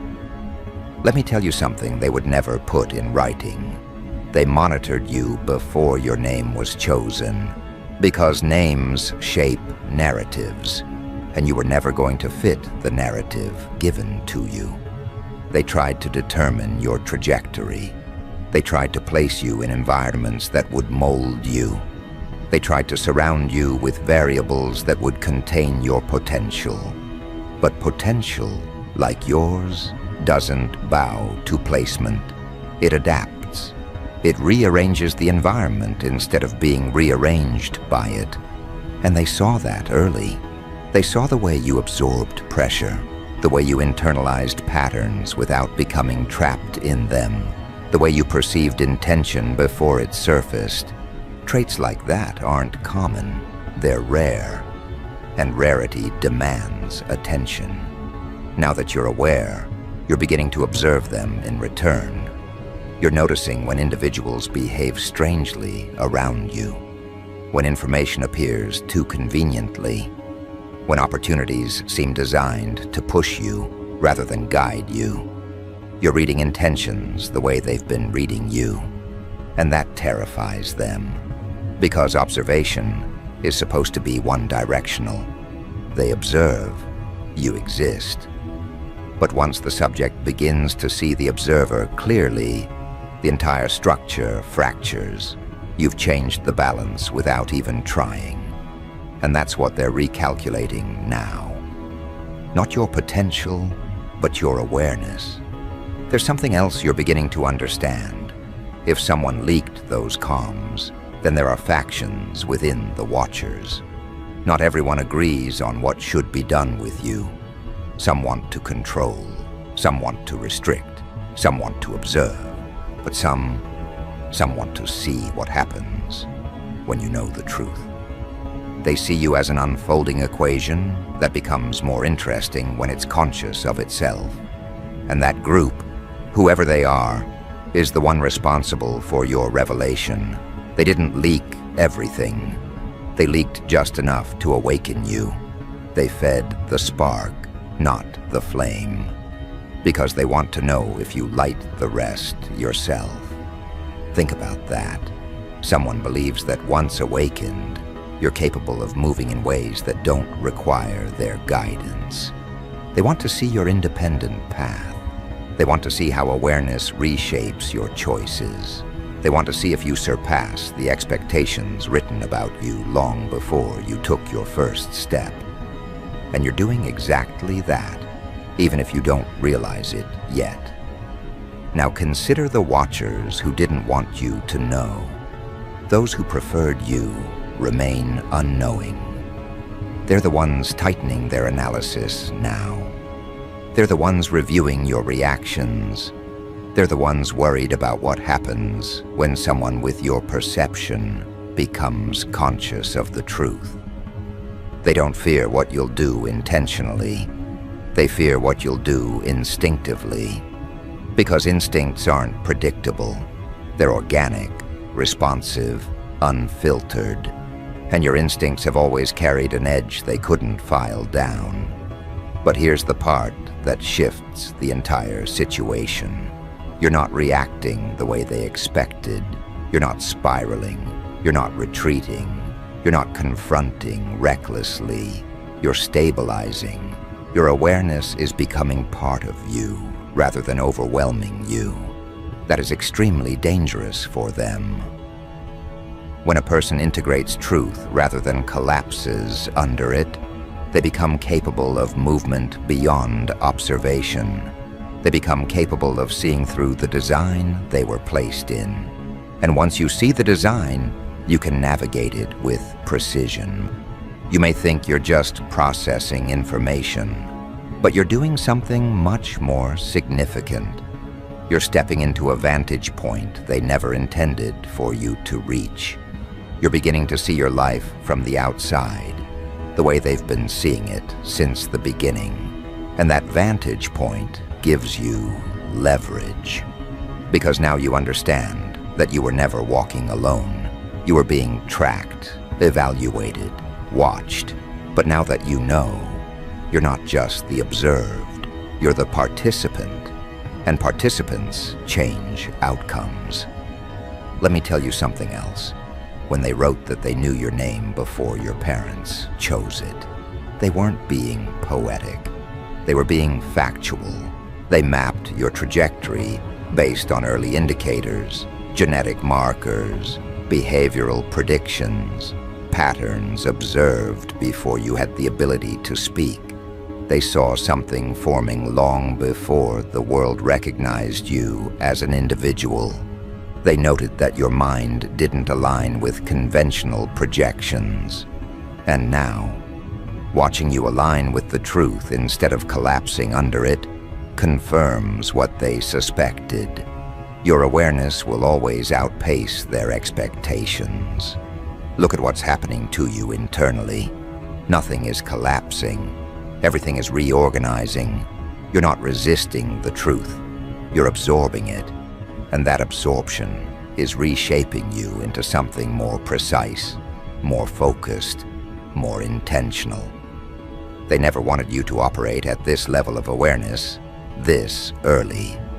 But here you are, operating with clarity they hoped to delay for years. You've disrupted their timeline without even trying. And now they have to adjust to your pace. rather than force you to follow theirs. That's why they're watching so closely now. Not because they want to see if you break, but because they want to see how you expand.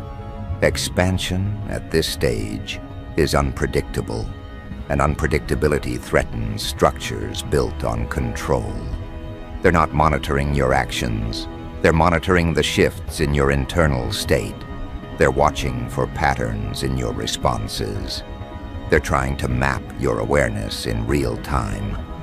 But awareness like yours isn't something they can measure easily. It moves too fluidly, it adapts too quickly, it changes shape faster than they can document. And that is where things begin to tilt in your favor. You're no longer moving blindly. You're moving with knowledge. And knowledge, real knowledge, not the kind handed down through controlled channels, is something they can't manage once it settles inside you. You're becoming someone who sees the watchers with the same level of clarity they've used against you. Someone who understands that being observed doesn't chain you. It positions you. Someone who knows that once the observer becomes visible, they lose the advantage they've held since the beginning. You're crossing into that point right now. Not loudly, not aggressively, but naturally. Like someone who was always meant to reach this stage once the truth surfaced. And they know it. They feel the shift. They see the recalibration in your decisions, your thoughts, your perception. They know you're beginning to understand the structure surrounding you. And that understanding creates a ripple they cannot ignore. The watchers aren't worried about what you'll do next. They're worried about what you'll become once awareness fully settles. They're worried that the individual they monitored since before your name existed is stepping into a form they didn't design. They're worried that you're no longer subject to their projections. You're becoming something outside the file they created, something that doesn't need their approval, their validation, or their oversight. And that is the moment their entire framework begins to tighten. Because the one thing these observers never planned for was that the subject would outgrow the observation. They assumed the file would stay large enough to hold you, to define you, to dictate where you fit. But now they're realizing they miscalculated. And miscalculations, in their world, are unacceptable. You see, when someone has been watched since birth, studied, cataloged, documented, before they could even form intention, the watchers develop a kind of ownership. Not legal, not spoken, but psychological. They believe they have the right to interpret you, the right to intervene in your development, the right to decide when you're informed and when you're kept ignorant. It's the arrogance of those who operate behind curtains. They think secrecy gives them authority. They think being unseen makes them higher. But now, for the first time, you're seeing them clearly. And that clarity shakes something internal in their structure. Because here's the truth they would never admit to each other. The moment you discovered those leaked internal comms, their control fractured. You weren't supposed to hear the recordings that documented your existence before your parents even settled on your name. You weren't supposed to hear the tone in their voices, not panic, not excitement, but curiosity sharpened by calculation.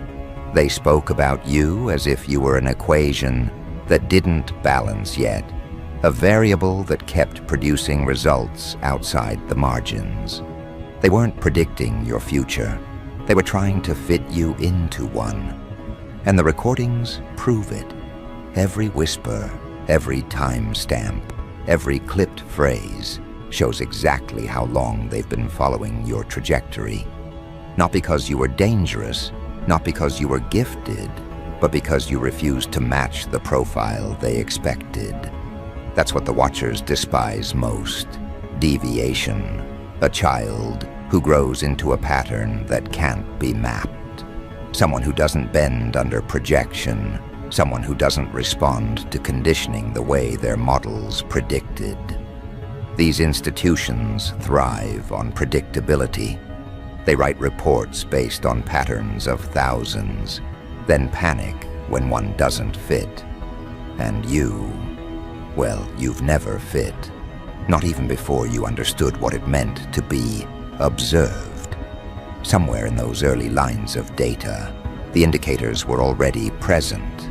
They saw a divergence, a subtle shift, a trait that didn't align with the standard sets.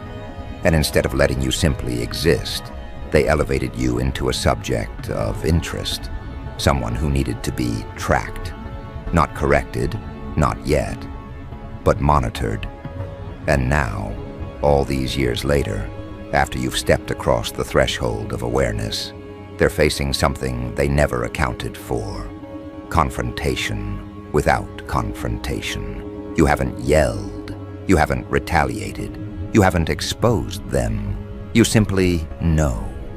And knowledge can slice deeper than rebellion ever could. You're holding the truth like a blade they can't take from you. And they understand that. They understand the danger of someone who processes the revelation instead of collapsing beneath it. Let's walk through the part they fear the most, not what you know, but what you've started to do since knowing. You've become observant, not outwardly, but internally. You're tracking patterns the same way they tracked you. You're noticing connections behind casual encounters. You're questioning the timing of events you once ignored. You're recognizing when individuals around you act with strange coordination, subtle behaviors that mimic protocol rather than instinct. That is what unsettles them. Not your awareness of their past surveillance, but your ability to detect the present shadows of it. Because once someone can identify the outline of the observer becomes vulnerable. And vulnerability is something their world cannot tolerate. These watchers were built on the illusion of omniscience. They operate under the belief that they see everything, know everything, interpret everything. But now you've cracked that illusion. You've stepped into a place where their gaze is no longer invisible. You feel it, you trace it. You sense its movements even when they try to hide. The recordings weren't supposed to give you power.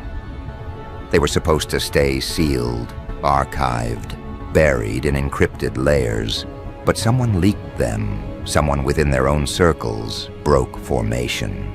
And that breach didn't just expose truth. It exposed weakness. Think about that very carefully.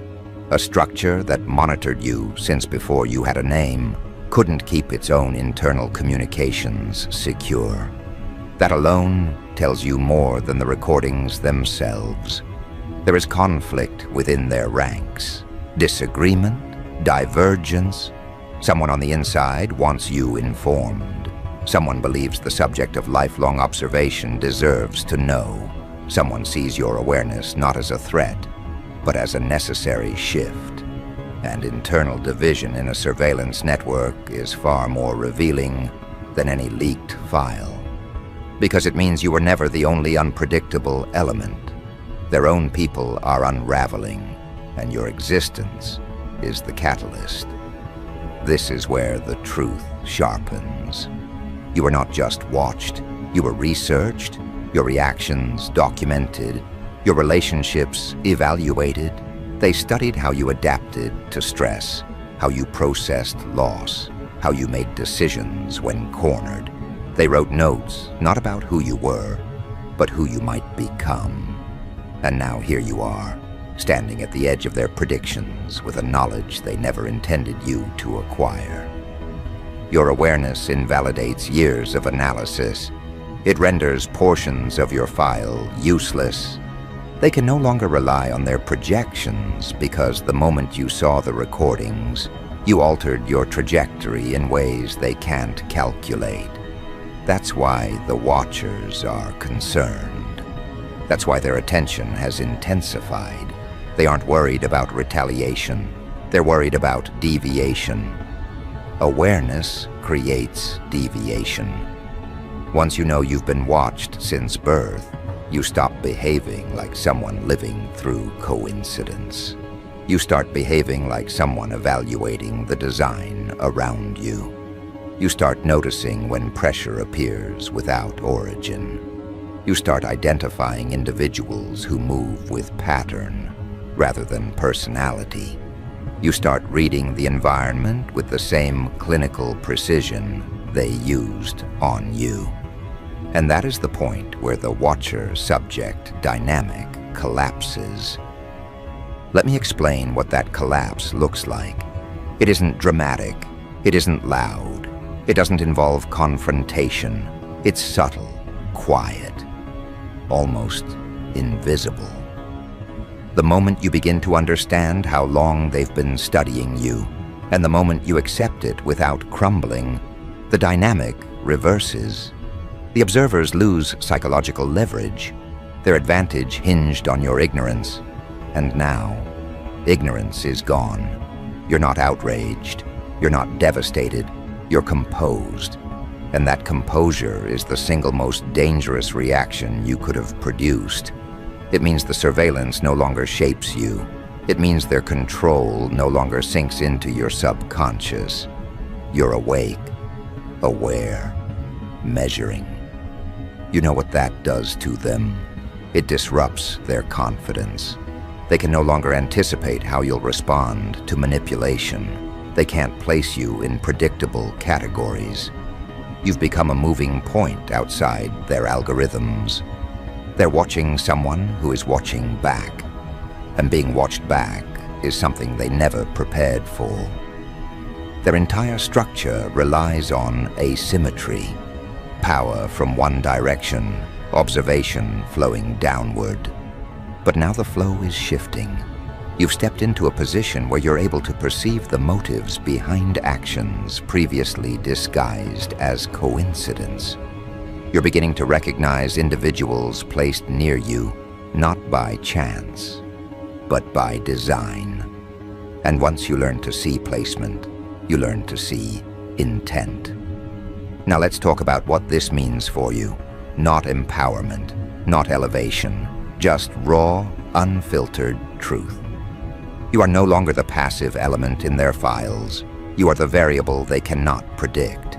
You're the margin they couldn't close, the subject who refused to fit the outline. When a person reaches that stage, when awareness crystallizes into something stable, the Watchers lose their comfort. They lose their certainty, and in their world, uncertainty is a threat. Not because you're dangerous, but because you're undefined. They hate undefined. Undefined cannot be controlled. Your existence, from the beginning, was something they followed not because they wanted to protect you, but because they wanted to understand what you were becoming. They knew your name before your parents chose it, because your trajectory was already on their board. They mapped you out before you had a voice. They forecasted your development before you ever formed a thought. And now those forecasts are falling apart. Every action you take now is outside their oldest notes. You're no longer living a life they can study from the shadows. You're living one they're being forced to reevaluate.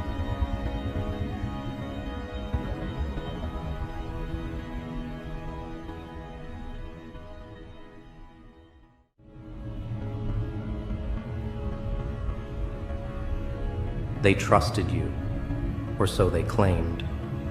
But trust is a fragile, fickle thing, shattered in a heartbeat, yet the echoes of its destruction can last a lifetime. Betrayal, my dear, is the art of playing God, and when someone chooses to wield it against you, they must be prepared for the fury that follows. You felt it, didn't you? That searing burn of betrayal, hot and venomous, slicing deeper than any knife. But unlike the physical wounds that mend over time, betrayal takes root in the soul, twisting and writhing until it leaves you hollow. They thought they'd leave you there, broken, drowning in the aftermath of their deceit. Ah, but they forgot. What's broken doesn't stay broken for long. Some fractures heal stronger than before, and some become razor-sharp weapons, forged in pain and set ablaze with vengeance. Revenge, you see, is not born from hatred. No, hatred is fleeting. It burns too hot, too bright, and fizzles before its job is done. True revenge is birthed from a darker place, a cold, calculated chamber of the mind where every slight, every insult, every blade in the back is etched with perfect clarity. It's a ledger that demands balance. And the currency? Their suffering. They underestimated you. They mistook silence for submission. But silence is deceptive. It's the calm before the hurricane, the darkness before the thunder crashes down. You've spent your nights planning, every breath laced with determination. While they revel in their betrayal, thinking they've won, you've been sharpening your edge, an edge they won't see until it's too late. What's the cost of betrayal? They're about to find out, but not in the way they expect. You won't confront them with anger. You won't scream or demand apologies. That's far too kind. No, kindness is reserved for the innocent, and they forfeited that long ago. You're going to haunt them, not with ghosts, but with something far worse. You'll haunt their dreams, their waking hours, every fleeting moment of peace they try to grasp. They'll flinch at shadows, jump at whispers, wonder if every stranger's gaze lingers just a second too long. Paranoia will be their prison, and fear will be the warden. But don't mistake this for mere retaliation. This isn't about settling scores. It's about transformation, the rebirth of who you were into something unstoppable. They broke the person they once knew. Now, they'll meet the version of you they never expected, a creature forged from darkness, unyielding and merciless. Think back to the betrayal itself. Play it over and over in your mind. Do you remember the exact moment their masks slipped? When the illusion shattered and the truth was laid bare? That moment wasn't your end. No, it was the beginning. Betrayal isn't just an ending. It's a catalyst, a spark igniting something far greater. There's a certain irony, isn't there? They thought they'd written the final chapter of your story. But stories, oh, stories are curious things. They twist, they turn, they take detours through the darkest alleys before emerging into the light. And yours? Yours is far from over. Every betrayal has its price, and the universe has a peculiar way of ensuring debts are paid in full. But you won't leave it to fate. No, fate is too whimsical, a gambler with loaded dice. You'll be the dealer now, and the cards you hold, they're laced with retribution. Let them savor their false victory. Let them drink from the cup of arrogance. The higher they climb, the harder they fall, and fall they will. Not because you push them, but because they'll stumble under the weight of their own guilt. That's the beauty of betrayal. It carries a curse, and that curse is you. Your every move will be deliberate. Patience is your ally, time your accomplice. No grand, dramatic gestures, just a series of small, inexorable shifts. You'll dismantle them piece by piece until there's nothing left but regret and ruin. They may not see it coming. They may not feel the first few tremors. But once the cracks spread, oh, they'll know. They'll know exactly who set the wheels of their downfall in motion. And when the final moment arrives, when they're on their knees, begging for the mercy they denied you, you'll smile, not out of triumph, not out of joy, but because justice has been served. And justice, it's never kind, it's never gentle. Justice is cold, calculated, and relentless, just like you have become. They'll replay their betrayal over and over again. The lies they told, the promises they broke, they'll become like splinters lodged under their skin. No matter how they try to dig them out, the pain will remain. And every attempt at escape will only drive those splinters deeper. You see, betrayal doesn't just destroy the betrayed, it poisons the betrayer. It turns their victories to ash, their pleasures to torment. They'll wear their guilt like a second skin, suffocating beneath its weight. And as the days turn to weeks, and weeks to months, that weight will crush them. But don't pity them. Pity is wasted on those who played with fire and thought they'd never be burned. They chose this path. They set the trap, thinking you'd fall, never realizing you'd rise from the ashes stronger, darker, and more determined than ever. This is where your power lies, not in rage or hatred, but in transformation. They forged the blade that will undo them. And you? You're the hand that wields it. You've become the storm they never saw coming. And when the skies darken and the winds howl, they'll know it's too late. They'll know there's no escape. They'll finally understand what betrayal truly costs. They thought their betrayal was the final nail in the coffin, didn't they? As if their treachery was the curtain call to your story. But they forgot one crucial truth. The curtain never falls when darkness takes the stage. It's merely the opening act. While they basked in their victory, you began your metamorphosis. The pain they inflicted was not a wound. It was a chrysalis. And now that chrysalis is cracking. Piece by piece, the old you has been shed. What remains is something they're not ready to face.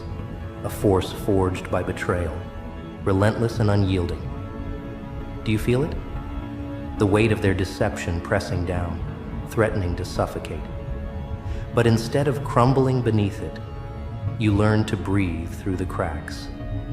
Every whispered lie, every backhanded deal. They were your tutors, teaching you how to thrive in the shadows. They thought they broke you, but all they did was train you. Think back to the first signs, the moments you dismissed as paranoia, the smiles that didn't reach their eyes, the subtle shifts in tone. They thought they were clever, didn't they? Hiding their knives behind kind words and hollow gestures. But even the sharpest blade dulls when it's used too often. And now, you see their weapons for what they are. Tools of cowards. Cowards, after all, are creatures of habit. They rely on patterns, on predictability. They stake their power on your blindness, your naivety. But you've torn off the blindfold. The world they built with lies is crumbling, and the only thing holding it together is their delusion. They think they're safe, untouched by consequence. But safety is an illusion, one that shatters with a single breath of truth. Let's talk about truth for a moment. It's not the gentle whisper they'd have you believe. Truth is brutal. It's the roar of a storm breaking the silence, the blade that cuts deeper than any lie. And your truth? It's their reckoning. Every secret they kept, every deception they spun, is now a thread in the noose tightening around their necks. But this isn't about revenge, is it? No, revenge is too simple, too crude. This is about justice, pure, unyielding justice. The kind that doesn't wait for permission or apology. The kind that strikes without warning, swift and merciless. They thought they could play God, dictate the terms of your life. But gods fall. And when they do, they fall hard. Imagine their faces when realization dawns, when they wake in the dead of night, drenched in sweat, haunted by shadows they can't escape. They'll try to dismiss it at first. Just a bad dream, they'll say. But dreams have a funny way of bleeding into reality. Every creak of the floorboard, every flicker of a shadow in the corner of their vision, it'll remind them. You're not gone. You're not defeated. You're coming. Patience is your greatest weapon. Now, every second that passes is another thread in the web you're weaving. They're already ensnared. They just don't know it yet. You're not rushing. No, you're savoring every moment, every beat of their ignorance. They think they're still in control, but control is a fragile thing, and it's slipping through their fingers like grains of sand. They say betrayal changes people, and they're right. But the change isn't what they expect. It's not about becoming colder or harder. It's about clarity. Betrayal strips away the illusions, the rose-colored lenses through which we view the world. And once you see the truth, you can never unsee it. You've become something new, something dangerous, not because you seek destruction, but because you've mastered survival. You no longer fear the dark corners of your mind, the places they tried to trap you in. You've explored those depths and emerged stronger, sharper. And now you're ready to show them what true strength looks like. Strength is not loud. It doesn't scream or demand attention. True strength is quiet. It waits. It watches. And when the time comes, it strikes with precision. They've grown comfortable in their arrogance, complacent in their perceived victory. But comfort is the prelude to downfall. And downfall, it's inevitable. When they least expect it, the foundations beneath them will give way, and it won't be an earthquake. It'll be a slow, steady erosion, the kind that leaves them standing on nothing but air. They'll try to scramble, to find footing, but there will be none, because every step they take will be one you've orchestrated.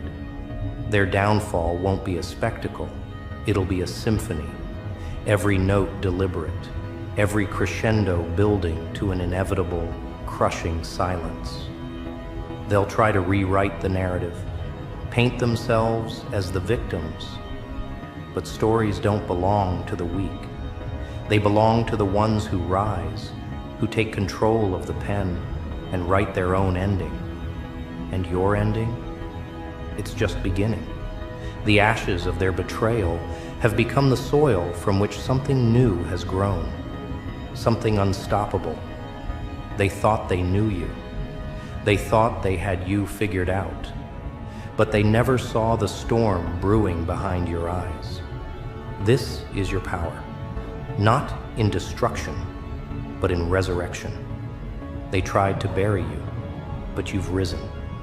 And now, they'll face the consequence of their actions, a consequence they never anticipated. Their price is coming due, and they'll pay it in full. They thought they'd won. They celebrated your downfall, danced on the ashes of your trust, and wore smug smiles as if betrayal had no consequence. But the echoes of their laughter have faded, replaced by silence, a heavy, suffocating silence that haunts them at every turn. You're not the ghost of their past. No, ghosts are fleeting, intangible whispers. You are something far more real, a reckoning, forged from every ounce of suffering they inflicted. And reckonings? They're not forgotten. They don't fade. They linger, waiting for the perfect moment to strike. They're starting to feel it now. The weight pressing on their chest, the cold sweat that breaks across their skin in the dead of night. They're prisoners of their own mind, trapped in a maze of guilt and paranoia with no exit in sight. Every sound becomes a threat, every shadow a harbinger. They glance over their shoulders, expecting to see you lurking. But you're too smart for that. You don't need to stand in the light to make your presence known. No, you're far more insidious. You've planted yourself in their thoughts, an unshakable presence that refuses to be ignored. And it's beautiful, isn't it? Watching them unravel, piece by piece. Their once cocky bravado replaced by fear they can't control. They're learning now that betrayal doesn't just wound the betrayed. It destroys the betrayer from within. But this is only the beginning. They underestimated your resolve, mistaking your silence for surrender. Yet silence was never a sign of defeat. It was a strategy, a stillness before the strike. While they wasted time savoring their so-called victory, you sharpened your mind, honed your instincts, and transformed yourself into a force they cannot comprehend. Revenge isn't chaos. It's not about lashing out blindly or leaving destruction in your wake. No, true revenge is a symphony, each note meticulously crafted, every movement deliberate, and you're the maestro, conducting a masterpiece of their downfall. They'll never see the crescendo coming until it's upon them, drowning out their last desperate plea for mercy. Think about the lies they told, the web of deceit they spun so effortlessly, believing they'd never be caught in their own trap. But lies have a way of unraveling, and the threads of their falsehoods are now tightening into a noose. It's poetic, really, how their own actions are their undoing. And you're merely the one holding the mirror, forcing them to face the monster they've become. They crave control. It's what drove them to betrayal in the first place, the illusion of power. But control is fickle, slipping through their fingers like grains of sand. You've seized it now. Every move they make is dictated by fear, every choice clouded by doubt. They're no longer masters of their fate. You are. And what of forgiveness? They'll beg for it soon enough. They'll come to you, hollow-eyed and desperate, pleading for absolution. They'll speak of remorse, of lessons learned. But forgiveness? Forgiveness is not for those who wield betrayal as a weapon. It's earned through suffering, through atonement. And even then, it's not guaranteed. Yet, this is not about forgiveness. It never was. This is about balance, restoring what was taken, ensuring the scales of justice tip back in your favor. They wanted you broken. Instead, they've created something far more dangerous, a version of you they cannot predict or control. Now, they walk on fractured ground. Every step could trigger the collapse, and when it does, there'll be no hand to catch them, no safety net to break the fall. You won't lift a finger. You won't need to. They'll destroy themselves with the weight of their own guilt, just as you intended. It's a slow burn, a fire that consumes from the inside out. They'll wear a mask of normalcy, pretending all is well. But behind closed doors, their mind will be a battleground. They'll relive the betrayal in vivid detail, each memory a blade slicing deeper into their conscience. Sleep will become a distant memory, peace an impossible dream. Paranoia will be their constant companion. They'll trust no one, not even themselves. Every relationship, every connection will be tainted by suspicion. They'll wonder who knows, who's watching, who's waiting for the moment to strike, and in their darkest hours, they'll realize the truth. They're utterly alone. But don't mistake this for mercy. You're not granting them leniency. You're granting them clarity. The clarity to see the devastation they've wrought, to understand the gravity of their actions. And that understanding, it will be their undoing. Yet, even in their suffering, they won't find redemption. Because redemption isn't given, it's earned. And some debts are too great to be repaid.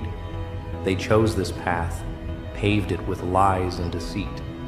Now they must walk it alone, knowing every step leads them further into the abyss. There's a certain beauty in this, isn't there? The symmetry of it all. They shattered you, only to find themselves shattered in return. They tried to bury you, never expecting you to rise from the grave they dug. But rise you did, stronger, colder, untouchable. Now you stand at the precipice, watching them teeter on the edge. One final push is all it would take. Yet there's no need for theatrics. Their fall is inevitable. They'll plunge into the darkness of their own making, lost in the very nightmare they sought to create for you. And when the dust settles, you won't look back. Because this chapter isn't about them. It's about you, your survival, your transformation. They may have written the prologue, but you're the author of the ending. Betrayal has a price, and debts must be paid.